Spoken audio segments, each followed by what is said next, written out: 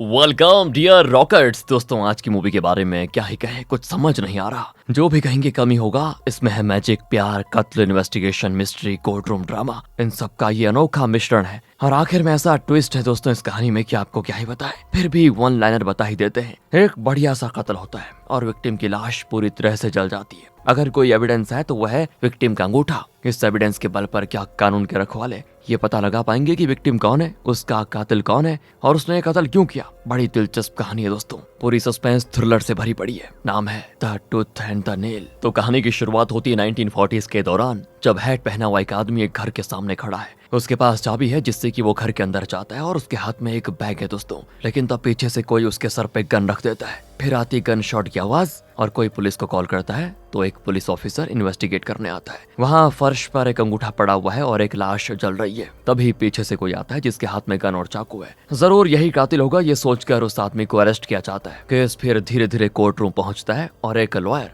जज को बताता है कि डुजिन नाम के आदमी को अरेस्ट किया गया है क्योंकि उसने चोए नाम के आदमी का कत्ल किया है और उसकी लाश को जला दिया। फिलहाल हमारे पास एविडेंस के तौर पर सिर्फ चोए का अंगूठा है, कहकर वो कोर्ट को एक कटा हुआ अंगूठा दिखाता है। यहाँ पे कहानी पास्ट में जाती है और जून नाम की एक लड़की को दिखाते हैं जो एक रेस्टोरेंट में जाती है और एक अजनबी से कहती है मेरे पास टैक्सी के पैसे नहीं है, कि आप मुझे थोड़े पैसे देकर मेरी मदद करेंगे। और वो आदमी जिसका नाम ली है वो जून को पैसे दे देता है, जिसे लेकर जून बाहर आती है और टैक्सी ड्राइवर को पैसे दे देती है। लेकिन वो यहाँ पे एक्स्ट्रा मांगता है। तो जून कहती है बात तो इतने पैसे की हुई थी, अब एक्स्ट्रा क्यों मांग रहे हैं। ड्राइवर कहता है कि मैडम इतनी देर इस ठंड में खड़ा था, उसके लिए एक्स्ट्रा पैसे दो और अपना बैग लेकर जाओ। वो जून को उसका बैग देने से इनकार कर देता है। ये सारी चीजें ली देख रहा होता है दोस्तों और बाहर आकर ड्राइवर को एक्स्ट्रा पैसे देकर उससे जून का बैग उसे लौटा देता है। जून पूछती है अजनबी की इतनी मदद करने वाले आप हैं कौन। तो ली जून के कान के पास में हाथ लेकर जाता है और वहां से एक सिक्का निकालता है और फिर उसे गायब कर देता है। वो अपना नाम ली बताता है और कहता है कि मैं एक मजिशियन हूँ, मैं एक सर्कस में काम करता हूँ, इसके अलावा कुछ क्लब्स वगैरह में भी मैजिक शोज करता हूँ। वैसे मुझे आज भी एक क्लब में परफॉर्म करना है और उसके लिए मुझे एक असिस्टेंट की जरूरत है, क्या आप मेरी मदद करेंगी।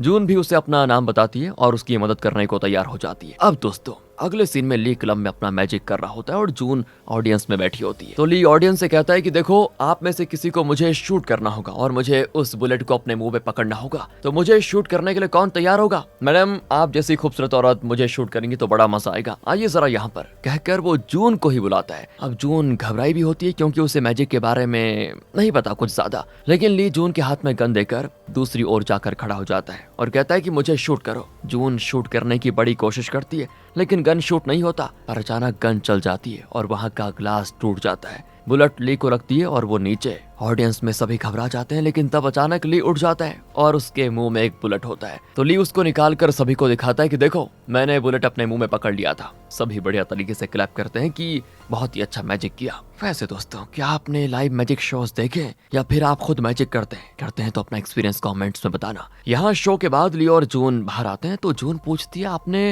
वो बुलेट सही टाइम पे कैसे पकड़ा। ली अपनी दाढ़ी वगैरह निकाल कर देता है जो कि नकली होती है। असल में ली काफी यंग है दोस्तों, लेकिन खुद को एक एक्सपीरियंस्ड मजिशियन दिखाने के लिए उसने दाढ़ी लगा के रखी हुई है। तो वो जून से कहता है कि अब आप ही गेस कीजिए कि मैंने वो ट्रिक कैसे किया होगा। जून कहती है शायद उस गन में नकली बुलेट था और असली बुलेट पहले से ही आपने मुंह में छुपा के रखा होगा, राइट। अरे जरा धीरे बोलो मेरी माँ, तुमने तो बड़ी आसानी से पता लगा लिया। इस ट्रिक को करने में मेरे बहुत पैसे खर्च हो गए, पता है तुम्हें। जून कहती देखो आपने मेरी मदद की है और मैंने आपकी, अब हिसाब बराबर। तो मैं निकलती हूँ, मुझे रहने के लिए घर और नौकरी ढूंढनी है। ली कहते हैं आप मेरे कमरे में रह सकती हैं, कोई दिक्कत नहीं है। तो जून घबरा जाती है कि ये क्या कह रहे हो आप। ली कहता है देखो दिन के वक्त तुम नौकरी ढूंढने चले जाओगी लेकिन मुझे तो रात में काम होता है। दिन में जब तुम घर पर नहीं रहोगी तो मैं कमरे में सो लूंगा और रात को जब मैं बाहर चला जाऊंगा तो तुम आराम से सो लेना, तुम्हें कोई प्रॉब्लम नहीं होगी, पक्का। और तो और मुझे लगता है कि हमें एक दूसरे का थोपड़ा तक देखने को नहीं मिलेगा, बोलो मंजूर है। इस पर जून भी मान जाती है और कहती है अगर आपके सर्कस में मेरे लिए कोई काम हो तो बताइए प्लीज। तो ली जून को अपने सर्कस कंपनी के ओनर के पास लेकर जाता है और कहता है कि देखिए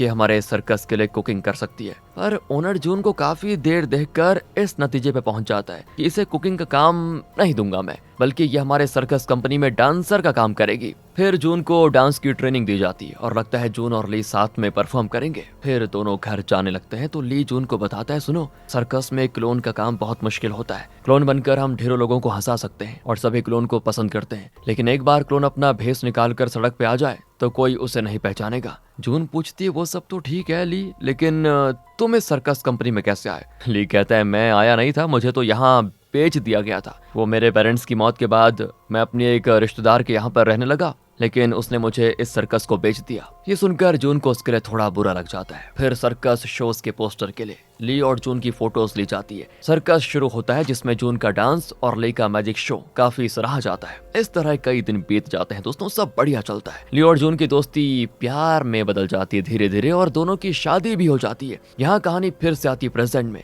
यानी कोर्ट सीन में। तो लोया बताता है कि क्राइम स्पॉट पर जो खून था वो कत्ल के लिए इस्तेमाल किए गए हथियार पर लगे खून से एग्जैक्टली मैच करता है। और तो और वहाँ विक्टिम चोई का अंगूठा भी मिला है और इससे साफ जाहिर होता है जो मारा गया था वो चोई था और उसका कत्ल किया था डुजिन ने। इसलिए डुजिन को कड़ी से कड़ी सजा होनी चाहिए। यहाँ पे सीन फिर पास्ट में जाता है। जब ली घर वापस जा रहा होता है ना, तब वो मार्केट में जून को देखता है जो एक औरत को एक लेटर पकड़ा रही होती है। ली यहाँ से घर चला जाता है और जून जब घर लौटती है तो वो पूछता है कि मार्केट में तुम किसी औरत को एक लेटर दे रही थी, वो कौन थी? जून कहती है वो क्या है ना, असल में वो उसी औरत का लेटर था जो नीचे गिर गया था और उसने देखा नहीं था, इसलिए मैंने उसे उठाकर लौटा दिया। ली कहता है ठीक किया तुमने। वैसे मैं तुम्हें एक इम्पोर्टेंट बात बताना चाहता हूँ, हमें बुसान में जाकर काम करने का मौका मिल रहा है, पता है तुम्हें? वहाँ पर हम और भी ज्यादा कमा पाएंगे। बुसान का नाम सुनते ही जून के चेहरे का रंग उड़ जाता है पूरी तरह, लेकिन वो इस बारे में ली से कुछ नहीं कहती और दोनों बुसान के लिए निकल जाते हैं। इनके शो के लिए तो पूरे बुसान में पोस्टर्स चिपकाए होते हैं जिनमें ली और जून साथ होते हैं। अब उन पोस्टर्स को एक अजनबी देख रहा होता है और वो पोस्टर से जून का हिस्सा फाड़कर अपने पास रख लेता है। तो यहाँ ली और जून का पहला शो बहुत बढ़िया जाता है,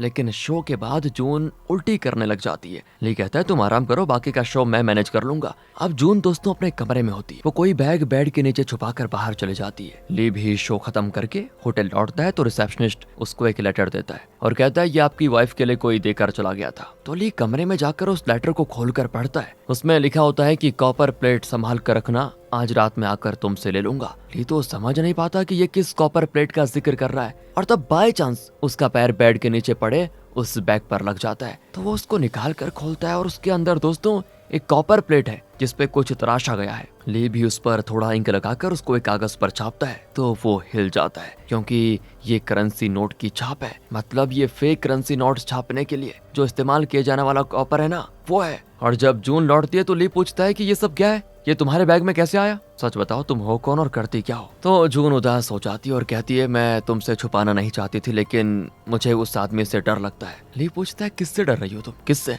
और तब जून बताती वो एक जापानीज आदमी है, नाम है उसका ओकोमोटो। असल में दोस्तों मैं आपको बताता हूँ, कुछ साल पहले जून अपने अंकल के साथ रहती थी जो कि कॉपर के आइटम्स बनाते थे। एक दिन ओकोमोटो नाम का आदमी उन्हें ब्लैंक चेक दे गया और कहा कि काम हो जाना चाहिए। जून समझ नहीं पाई कि यह आदमी अंकल को किस तरह के काम के लिए ब्लैंक चेक दे रहा है, और जब उसने अंकल से पूछा तो उन्होंने ठीक से जवाब नहीं दिया। लेकिन उसी रात अंकल का कत्ल हो गया था। तब जून ओकोमोटो को देख लेती है और समझ जाती है कि इसी ने अंकल का कत्ल किया है। उस वक्त कोरिया जापान के कब्जे में था, इस वजह से कत्ल का इन्वेस्टिगेशन करने के लिए एक जापानीज डिटेक्टिव आया, लेकिन उसे अंकल के कत्ल से ज्यादा उस कॉपर प्लेट की चिंता थी। वो जंग से पूछता है कि उस कॉपर प्लेट के लिए ही ओकोमोटो ने तुम्हारे अंकल का कत्ल किया है, इसीलिए तुम मुझे बता दो कि तुम्हारे अंकल ने वो कॉपर प्लेट कहाँ छुपा के रखा हुआ है। लेकिन जून तो जानती भी नहीं कि ये कॉपर प्लेट होता क्या है। कुछ देर के बाद जून लॉन में खोद रही होती है और तब उसको एक कॉपर प्लेट मिलता है जिससे कि फेक करेंसी नोट्स छापे जाते हैं, और वो भी इतना परफेक्टली छापा जाता है ना कि देखकर पता ही ना चले कि असली है या नकली। तो जून समझ जाती है कि इसी कॉपर प्लेट को ढूंढते ढूंढते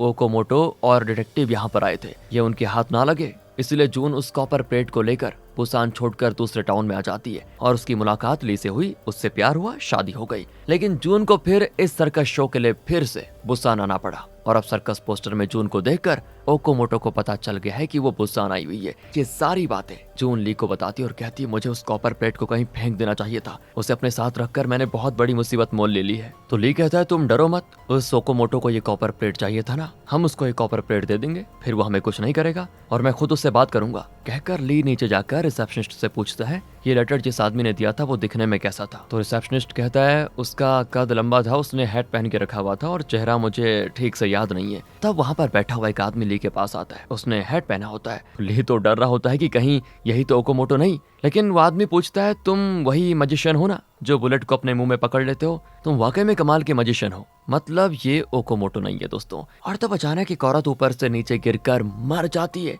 ली पास जाकर देखता है तो पता चलता है वो तो जून है। लगता है दोस्तों जब ली नीचे आया तो उस दौरान ओकोमोटो ऊपर गया और उसने कॉपर प्लेट भी ले लिया और जून को नीचे धक्के लेकर उसको मार भी डाला। बेचारा ली तो सदमे में चला जाता है कि यह अभी हुआ क्या। कई महीनों के बाद अब एक दिन ली ट्रेन में जा रहा होता है। सामने बैठा आदमी न्यूज़पेपर पढ़ रहा होता है जिसमें लिखा होता है जाली नोट्स की सर्कुलेशन तेजी से बढ़ रही है। इन नोट्स को कॉपर प्लेट के छापे से बनाया जाता है और नोट्स इतने परफेक्ट होते हैं कि असली और नकली का फर्क ही नहीं पता चलता। उसे पता लगाने का एक ही रास्ता है, जब नॉर्मल नोट को जलाया जाए तो वो किसी कागज की तरह जलेगा, लेकिन जाली नोट जब जलता है तो हरा रंग निकलता है। ली ये पढ़कर समझ जाता है कि जून के पास जो कॉपर प्लेट था उसे ओकोमोटो ने चुरा लिया था और अब उसी के जरिए उसने फिर से जाली नोट्स छापना शुरू कर दिए हैं। ली को बड़ा गुस्सा आता है क्योंकि जून जब मरी थी तो वो प्रेग्नेंट थी बेचारी, इसलिए उस दिन उल्टी कर रही थी और अब वो जून के खातिर ओकोमोटो से बदला लेने का फैसला कर लेता है। लेकिन वो नहीं जानता ना कि ओकोमोटो कैसा दिखता है, कहाँ है। पर जून ने उसे उस जापानीज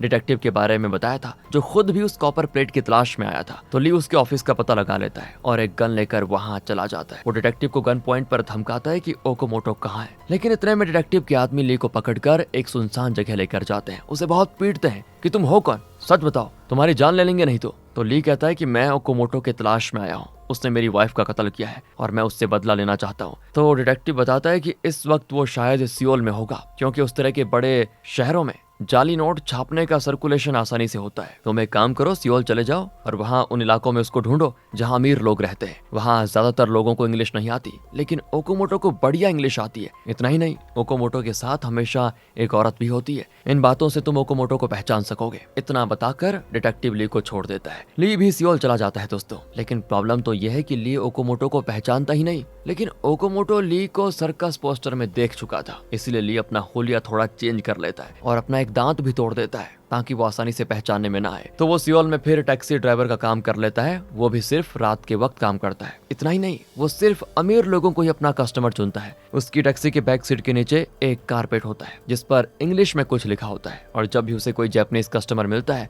तो वो उससे बातों ही बातों में कारपेट पे लिखा वाक्य पढ़ने को कहता है। अगर वो पढ़ ना पाए तो ली को यकीन हो जाता है कि वो ओकोमोटो नहीं है क्योंकि ओकोमोटो इंग्लिश जानता है, पर अगर कस्टमर पढ़ ले तो वो ओकोमोटो हो सकता है। ये पॉसिबिलिटीज हैं। उस कस्टमर को ड्रॉप करने के बाद वो भाड़े के तौर पर जो करेंसी नोट देता है उसे ली चलाता है। अगर वो हरे रंग का जला तो वो जाली नोट होते हैं और इससे ली को पता चल सकता है कि वो ओकोमोटो है या नहीं। मतलब श्योरिटी तो नहीं होगी, लेकिन एक अंदाजा लग जाएगा। इस तरह हर कस्टमर को जांचते परखते हुए ली काम कर रहा होता है और कई दिन बीत जाते हैं। फिर दोस्तों एक दिन एक अमीर जापानीज आदमी ली की टैक्सी में आता है। वो कारपेट पे लिखे इंग्लिश वाक्य को पढ़ भी लेता है। तो वो एक क्लब जाने के लिए कहता है और ली भी उसे वहां ड्रॉप कर लेता है। वो ली को टैक्सी का भाड़ा देकर क्लब के अंदर चला जाता है। ली तुरंत उस नोट को जलाकर देखता है तो वो हरे रंग का निकलता है। मतलब इसके हाई चांसेस हैं कि ये ओकोमोटो है, लेकिन ये कोई और इनोसेंट आदमी भी हो सकता है जिसके हाथ में ये जाली नोट आ गए हो कहीं से, क्योंकि सर्कुलेशन बहुत बड़ा है इसका, मतलब जाली नोट्स का। तो ली गलत आदमी को मारना नहीं चाहता। अपना शक दूर करने के लिए वो क्लब के अंदर जाकर उस आदमी पे नजर रखता है। उस आदमी के साथ एक औरत भी होती है और तब उसको जापानीज डिटेक्टिव की वो बात याद आती है कि ओकोमोटो के साथ हमेशा एक औरत होती है और ये कोई और नहीं, वही औरत है जिसे ली ने मार्केट में जून के साथ देखा था दोस्तों। इसी को जून उस दिन कोई लेटर पकड़ा रही थी। अब ली को पक्का यकीन हो जाता है कि यही आदमी ओकोमोटो है। तो ली बाहर जाकर ओकोमोटो का इंतजार करने लग जाता है। फिर ओकोमोटो और वो औरत बाहर आते हैं। अभी ली के पास जो गन है ना उससे वो ओकोमोटो को शूट करना चाहता है, लेकिन जून को इतनी घिनौनी मौत देने वाले ओकोमोटो को वो इतनी आसान मौत नहीं देना चाहता। वो ओकोमोटो को अपनी कार में वापस लिफ्ट देता है और उसके घर का भी पता लगा लेता है। अगले दिन ली ओकोमोटो के घर चला जाता है और कहता है कि सर, कल आप मेरी टैक्सी में आए थे ना और आपने मुझसे वादा किया था कि आप मुझे अपना ड्राइवर बना देंगे। आपके भरोसे मैंने अपनी टैक्सी ड्राइवर की नौकरी छोड़ दी है। प्लीज सर ना मत कहिए, मुझे अपना ड्राइवर बना दीजिए ना, वरना मैं बर्बाद हो जाऊंगा प्लीज। इस तरह ली काफी अच्छी एक्टिंग कर लेता है। ओकोमोटो कहता है कि मैंने शराब के नशे में कुछ वक्त दिया होगा, तुम उस बात को सीरियसली मत लो और कहीं और नौकरी ढूंढ लो। तो ली तो उसकी पैर पकड़ लेता है कि सर आपकी बकवास भी मेरे लिए अपॉइंटमेंट ऑर्डर है सर, प्लीज काम दे दीजिए मुझे। और फिर क्या था, इस पे ओकोमोटो मान जाता है। मतलब ली की चाल काम कर गई और ली को अपना ड्राइवर रख लेता है। अब ली बड़ा खुश होता है और पूछता है कि सर आपने अपना नाम तो बताया नहीं। तो ओकोमोटो कहता है कि मेरा नाम डुजिन है। अब क्या है ना, डुजिन उसका असली नाम है, लेकिन ओकोमोटो उसका निकनेम है और कुछ गिने चुने लोग ही उसे ओकोमोटो के नाम से जानते हैं। इतना ही नहीं दोस्तों, ली का असली नाम है चोए, पर एक मैजिशियन के तौर पर उसका स्टेज नेम है ली। पर यहाँ वो ओकोमोटो को अपना असली नाम बताता है, यानी खुद को चोए बताकर उसका ड्राइवर बन जाता है। यहाँ से फिर वो ओकोमोटो को हर जगह लेकर जाता है, उसके हर मूवमेंट पे नजर रखता है। इतना ही नहीं, ली को ओकोमोटो के कमरे के ठीक ऊपर का कमरा दिया जाता है। लकड़ी से बने फ्लोर पर ली कई छोटे छोटे छेद बनाकर वहां से ओकोमोटो को हर वक्त देखता है और ली को पता चल जाता है कि ओकोमोटो जो जाली नोट्स छापता है उन्हें वो क्लब में ले जाकर इस्तेमाल करता है। वो जो इलीगल डीलिंग्स करता है उसमें भी वो इन जाली नोट्स का इस्तेमाल करता है। और ओकोमोटो के साथ जो औरत है वो भी ओकोमोटो की हर कदम में उसका साथ देती है। इस औरत का नाम है किम। असल में ओकोमोटो खुद उस कॉपर प्लेट से नोट प्रिंट नहीं करता, बल्कि एक प्रिंटिंग मशीन वाले से वो काम करवाता है और वो नोट्स को प्रिंट करके एक सूटकेस में भरकर ओकोमोटो को दे देता है। उस प्रिंटिंग प्रेस वाले को 20% का शेयर मिलता है ओकोमोटो से। और आज भी वो नोट्स प्रिंट करके लाया होता है तो ओकोमोटो उसके हिस्से का 20% उसके सामने फेंक कर जाने लग जाता है। पर प्रिंटिंग प्रेस वाला कहता है कि 20% नहीं, मुझे 50% चाहिए, क्योंकि मैं बहुत बड़ा रिस्क लेकर ये काम कर रहा हूँ। मेरे प्रिंटिंग प्रेस के लोग जब काम करके चले जाते हैं तब मैं छुपते छुपाते नोट्स को प्रिंट करता हूँ। अगर पकड़ा जाऊंगा तो लाइफ तो मेरी बर्बाद होगी ना, इसलिए मुझे 50% दो, वरना मैं तुम्हें फंसा दूंगा बुरा। पर ओकोमोटो उसकी धमकी से नहीं डरता और उसे इग्नोर करके घर आ जाता है। तब उसकी हाउसकीपर बताती कि सर एक कॉल आया था किसी ओकोमोटो का। उसने कहा कि अपने मालिक को ये नाम बता देना, फिर तुम्हें पता चलेगा कि तुम्हारे मालिक की असलियत क्या है। तो दोस्तों अब ओकोमोटो घबरा जाता है क्योंकि उसका असली नाम है डुजिन और इसी नाम से सब उसको जानते हैं। लोग ये तो जानते हैं कि ओकोमोटो नाम का कोई है, लेकिन यही ओकोमोटो है ये बात कोई नहीं जानता। अगर कोई मेरे घर में कॉल करके ओकोमोटो का नाम बता रहा है तो जरूर किसी को पता चल चुका है कि मैं ही ओकोमोटो हूँ। अब वो डायरेक्ट किम से कहता है कि हमें जल्द से जल्द बुसान से निकलना होगा। किसी को पता चल चुका है कि मैं ही ओकोमोटो हूँ। तुम एक काम करो, जल्दी से उस प्रिंटिंग प्रेस वाले से मेरा कॉपर प्लेट लेकर आओ, हम तुरंत बुसान छोड़ देंगे। पर किम कहती है मैं नहीं आऊंगी क्योंकि वो मुझे कॉपर प्लेट नहीं देगा, तुम जाकर खुद ले लो। उसकी बातों से ओकोमोटो को उस पर शक हो जाता है और कहता है कि मैं ओकोमोटो के नाम से इलीगल काम करता हूँ। ये बात वो प्रिंटिंग प्रेस वाला भी नहीं जानता, सिर्फ तुम जानती हो। किम कहती है अच्छा, क्या तुम अब मुझ पे शक कर रहे हो? अगर मुझे तुम्हारी पोल खोलनी होती तो मैं कब का कर चुकी होती। यकीन मानो मैंने कुछ नहीं किया। तुम पहले अपने दिमाग पे जोर करो, ये सोचो कि तुम्हारी लाइफ में रिसेंटली क्या हुआ, कोई बदलाव आया, कोई नया आदमी जो तुम पे नजर रखे हुए हो। और एकदम से ओकोमोटो खिड़की से नीचे देखता है जहां ली गाड़ी साफ कर रहा होता है और वो भी ओकोमोटो को देखता है। दोस्तों यहाँ से ओकोमोटो को ली पे हो जाता है शक, इसलिए वो ली को कुछ काम देता है और उसे वहां से भेज देता है। फिर वो ऊपर ली के कमरे में जाता है और उस जगह को छान मारता है, लेकिन शक करने जैसा वहां पे कुछ होता नहीं। लेकिन वो गलती से पानी फर्श पर गिरा देता है और फिर वो नीचे अपने कमरे में आकर ली के डॉक्यूमेंट्स चेक करता है जिसमें उसका नाम चोई लिखा होता है और उसी नाम से वो यहाँ पर काम कर रहा है। तब अचानक ऊपर से ओकोमोटो पर पानी की बूंदें गिरती हैं। ओकोमोटो जल्दी से फिर ली के कमरे में जाकर फर्श का कारपेट हटाता है तो उसको सारे छेद दिख जाते हैं जिनके जरिए पानी गिर रहा था। वो समझ जाता है कि छेदों से ली उस पे नजर रखे हुए था और जब ली लौटता है तो ओकोमोटो उसे कुछ नहीं कहता और किम के घर भेज देता है और कहता है सुनो, मुझे एक जरूरी काम करना है, जब काम खत्म हो जाएगा मैं किम के घर आ जाऊंगा और फिर हम दोनों यहाँ लौट आएंगे। ली को भेजकर ओकोमोटो अपना कॉपर प्लेट लेने सीधे उस प्रिंटिंग मशीन के पास चला जाता है, मतलब उस आदमी के पास, प्रिंटिंग वाले के पास जो 50% मांग रहा था। उससे वो बुरी तरह पीटता है पहले, फिर उसके हाथ पैर बांध कर उससे सवाल करता है तो वो बताता है कि कॉपर प्लेट असल में किम के पास है। और दोस्तों किम और प्रिंटिंग प्रेस वाले ने मिलकर ओकोमोटो को खत्म करने का प्लान बनाया था। ये सब सुनकर ओकोमोटो तुरंत प्रिंटिंग प्रेस वाले को जिंदा जला देता है और फिर किम से मिलने के लिए निकलता है। इसी बीच किम ली को देखकर पूछती है कि कैसे हो मजिशियन साहब, सब बढ़िया तो है? और ली हो जाता है शॉक कि तुम्हें मेरे बारे में कैसे पता, क्या ओकोमोटो भी मेरी असलियत जान चुका है? किम कहती वो तो मैं नहीं जानती, लेकिन मैं तो तुम्हें देखते पहचान गई। वैसे क्या तुम ओकोमोटो का कत्ल करने वाले हो? ली कहता है कि हाँ, उसने मेरी वाइफ का कत्ल किया है, उसका बदला तो मैं लेकर रहूंगा। पर तुम ये सब कैसे समझोगी? तुम तो खुद ओकोमोटो के साथ मिली हुई हो और हमेशा उसके साथ चिपकी रहती हो। किम कहती है मैं चिपकी रहती हूँ? मेरा ओकोमोटो से कोई लेना देना है ही नहीं, समझे? ओकोमोटो के साथ जो औरत चिपकी रहती थी वो थी जून, तुम्हारी वाइफ। और यहाँ ली को लगता है शॉक। किम कहती है जून और ओकोमोटो मिलकर नकली नोट्स छापने का बिजनेस करते थे, पर अचानक जून ने सुधर जाने का फैसला किया और वो बुसान छोड़कर भाग गई। फिर वो तुमसे मिली, पर मैंने वहाँ उसका पता लगा लिया था और तब उसने मुझको एक लेटर दिया था। और ये दृश्य दोस्तों आपको याद होगा, उस समय ली ने भी देख लिया था जब मार्केट में जून किम के हाथ में लेटर दे रही थी। किम बताती है कि जून ने वो लेटर ओकोमोटो के लिए लिखा था और मुझसे कहा कि मैं वो लेटर ओकोमोटो को दे दूं। जून तो एक्चुअली ओकोमोटो से बहुत प्यार करती थी, लेकिन वो चाहती थी कि ओकोमोटो ये इलीगल बिजनेस छोड़ दे, लेकिन ओकोमोटो नहीं माना और गुस्से में उसने जून को ऊपर से धकेल दिया और मार डाला उसको। अब ली भड़क जाता है कि मेरी वाइफ ऐसा कभी नहीं कर सकती, वो मुझसे प्यार करती थी। किम कहती है जब वो लेटर तुम्हें मिलेगा ना तो सब पता चल जाएगा तुम्हें। और तब ली कहता है कि पर जून ने मुझे ये भी बताया था कि ओकोमोटो ने उसके अंकल का कत्ल कर दिया था। बाद में जून ने अपने लॉन में वो कॉपर प्लेट ढूंढा और उसको लेकर वो भाग गई। क्या ये सच नहीं है? किम फिर कहती है अरे तुम्हें धोखे में रखने के लिए उसने कोई कहानी बुनाकर बता दी होगी, जो मैं बता रही हूँ वही सच है। अब ली कंफ्यूज हो जाता है कि सच क्या है क्या झूठ है। अगले सीन में ओकोमोटो किम के घर आ जाता है लेकिन ली वहाँ नहीं होता। ओकोमोटो किम से कहता है कि तुमने तो कहा था कि तुम मेरा साथ दोगी, लेकिन मेरे पीठ पीछे तुम मुझे मार डालने का प्लान बना रही हो। वो कहती है अरे हमने तो बस तुम्हें डराने के लिए ओकोमोटो का नाम से कॉल किया, तुम्हें खत्म करने का हमारा कोई इरादा नहीं था। तो ओकोमोटो पूछता है कि अगर ये बात है तो फिर तुमने उस ड्राइवर चोई को मुझ पर नजर रखने के लिए क्यों भेजा? किम कहती उसको मैंने भेजा? अरे मैंने नहीं भेजा उसको और तुम्हारा तो कोई अलग ही हिसाब है, तुम जाकर उसी से पूछो, वो बताएगा तुम्हें। तो ओकोमोटो कहता है कि उसे तो मैं जान से मार डालूंगा लेकिन मुझे वो कॉपर प्लेट चाहिए। तो किम कहती कॉपर प्लेट तो मेरे पास नहीं है, मैंने उसको चोई को दे दिया है। फिर तो दोस्तों ओकोमोटो किम को जान से मारकर रात के वक्त सीधे अपने घर के सामने आ जाता है। उसके हाथ में होता है एक बैग और यही सीन मूवी की शुरुआत में दिखाया गया था। तब ली उस पर गन तान देता है। ओकोमोटो कहता है कि मेरे खिलाफ काम करने वाले सभी को मैं खत्म कर चुका हूँ, सिर्फ तुम बचे हुए हो। लेकिन किम ने कहा कि तुम उसके साथ मिले हुए नहीं हो, तो फिर तुम हो कौन जो मेरी जासूसी कर रहे हो? और तब ली कहता है कि मैं तुमसे बदला लेने के लिए आया हुआ हूँ। और फिर ओकोमोटो तुरंत ली के पेट में चाकू खोप देता है, उसे खूब मारता है और दोनों के बीच काफी लड़ाई होती है। ली बेचारा नीचे गिर जाता है और तब वो उस बैग को देखता है और शॉक। उस बैग में क्या है दोस्तों ये तो पता नहीं, लेकिन ओकोमोटो ली से वो कॉपर प्लेट ले लेता है, पर उसमें जून का लिखा हुआ लेटर भी होता है। ली उसको निकाल लेता है। तो ओकोमोटो कहता है कि अरे ये लेटर ये तुम्हारे किस काम का है बताओ, क्योंकि उसे पढ़ने के लिए तुम जिंदा नहीं बचोगे। कहकर वो ली को बुरी तरह पीटता है और एक कुल्हाड़ी से ली पर वार कर देता है, जिससे ली का अंगूठा कट कर गिर जाता है। फिर गन शॉट सुनाई देता है, जिसे सुनकर कोई पुलिस को कॉल करता है और एक पुलिस ऑफिसर वहां पर आकर इन्वेस्टिगेट करता है।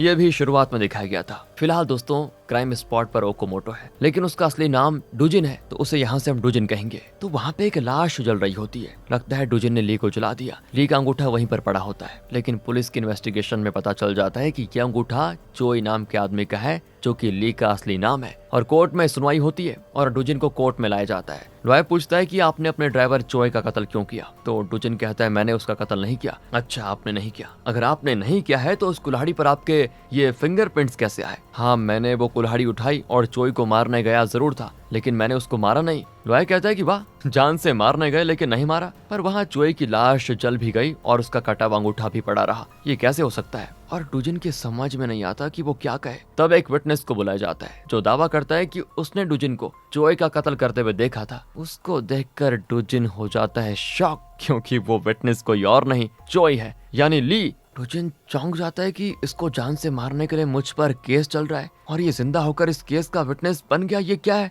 इतना ही नहीं दोस्तों, कोर्ट में चोई को ली के नाम से बुलाया जाता है और लॉयर बताता है कि ली एक मजिशियन है। तो ली गवाही देता है कि मैंने इस आदमी को कुल्हाड़ी से चोई के अंगूठे को काटते हुए देखा, फिर इसने चोई को शूट करके उसे मार डाला, उसकी बॉडी को जला भी दिया। तो डुजिन चिल्लाते हुए कहता है ये झूठ बोल रहा है, यही चोई है जिसके कत्ल के केस में मुझे फंसाया जा रहा है, ये ली नहीं है, मैं इसी से लड़ा था, ये मजिशियन नहीं है, झूठ बोल रहा है ये। ली कहता है कि आप शहर में किसी से भी पूछ लीजिए, सब जानते हैं कि मैं ली हूँ और एक मजिशियन हूँ। दोस्तों एक्चुअली 1940 के जमाने में आइडेंटिटी चेंज करना काफी आसान था, फंसने के चांसेस भी कम थे। सिर्फ ली जानता था कि उसका असली नाम चोई है, लेकिन जब वो बूढ़ा हुआ तो अपने मैजिक शोज के लिए उसने अपना नाम ली रख लिया और उसी नाम से सब उसको जानते हैं। कोई नहीं जानता कि उसका नाम चोई है, लेकिन उसने सिर्फ डुजिन को अपना नाम चोई बताया था। इसीलिए अब डुजिन यानी ओकोमोटो चिल्ला रहा होता है कि देखिए इस पर विश्वास मत कीजिए, मैंने चोई का अंगूठा काटा था, जरूर इसका भी अंगूठा नहीं होगा, आप इसके हाथ चेक कीजिए। वो उसका हाथ चेक करते हैं दोस्तों, लेकिन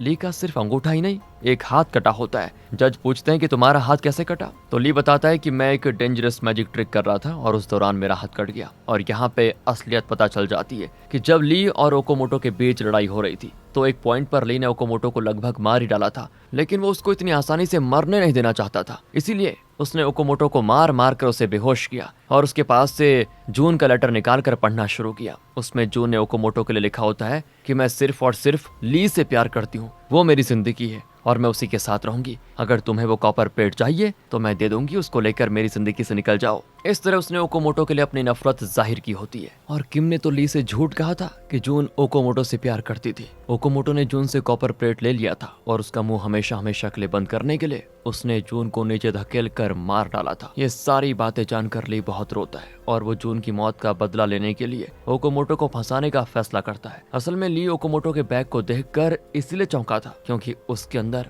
ओकोमोटो ने किम की लाश के टुकड़े टुकड़े करके रखे होते हैं। तो ली एक मास्टर प्लान बनाता है और उस बैग को ले जाकर आग में डाल देता है। अपना कटा हुआ अंगूठा वो फर्श पर रहने देता है। फिर शायद ली ने अपना हाथ काट दिया और अपना खून को फर्श पर गिरा दिया ताकि ये लगे कि यहाँ चोय का कत्ल हुआ है और ओकोमोटो कातिल है। फिर उसने बेहोश पड़े ओकोमोटो के हाथ में गन दे दिया और अपनी पूरी सेटिंग कर दी। फिर ली ने खुद ही पुलिस को कॉल किया और बताया कि यहाँ पे एक कत्ल हुआ है। इस तरह अब सारे एविडेंस ओकोमोटो के खिलाफ होते हैं, यानी टूजिन के खिलाफ, और उसे उम्र कैद की सजा होती है। उसे बेल दिलाने के लिए बहुत लोग तैयार होंगे, लेकिन वो सिर्फ और सिर्फ उस कॉपर प्लेट के लिए ओकोमोटो की मदद करेंगे, वरना तो उसे पूछने वाला कोई नहीं होगा। वो कॉपर प्लेट लेकिन अब ली के पास है, लेकिन ली उसको पानी में फेंक देता है ताकि ये किसी के हाथ ना लगे। ली ने जून की मौत का बदला ले लिया और इसी तसल्ली के साथ वो अपनी जिंदगी जी पाएगा आगे। इसी के साथ होती मूवी खत्म। मिलते हैं आपसे अगली वीडियो में। ध्यान रखिए अपना। Thanks for watching.